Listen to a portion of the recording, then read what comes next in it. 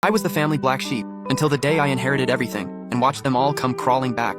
For 28 years, I was invisible at every holiday dinner. While my cousins got praise for their mediocre achievements, I could cure cancer, and they'd still ask when I was getting a real job. My Aunt Veronica would literally step around me to hug the person behind me. Uncle Randall would introduce his kids to strangers, but forget I existed entirely. This is my nephew Theo, the doctor, and my daughter Ava, the lawyer. He'd beam at dinner parties, his chest puffed with pride. Then his eyes would slide right past me like I was furniture, even though I was standing right there holding a bottle of wine I'd brought as a hostess gift. My crime? I dropped out of law school to start a tech company. In their minds, I was a failure who'd thrown away a prestigious career to play with computers. The fact that my company was thriving, pulling in 7 figures annually, meant absolutely nothing. I wasn't a lawyer, doctor, or banker, so I didn't exist in their social hierarchy. I stopped trying after my college graduation. I'd earned my master's in computer science while working full-time, maintaining a 4.0 GPA despite pulling 60-hour weeks. When I shared the news in the family group chat, it went completely silent.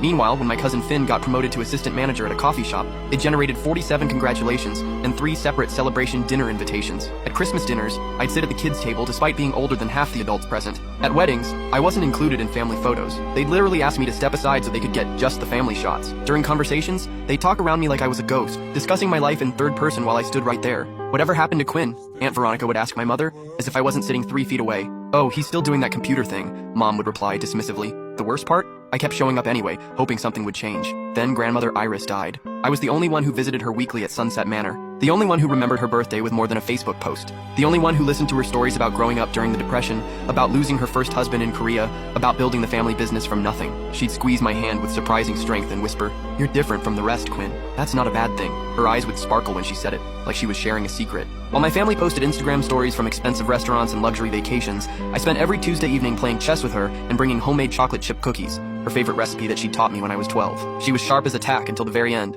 remembering intricate details about my business strategies that my own parents had never bothered to learn. When the lawyer called for the will reading, I almost didn't go. Another family event where I'd be treated like hired help, but something urgent in his voice made me change my mind. The entire family packed into Morrison & Associates like vultures circling fresh roadkill. Aunt Veronica had even brought a leather portfolio to organize her inheritance documents. Uncle Randall was already discussing property tax implications with his wife in hushed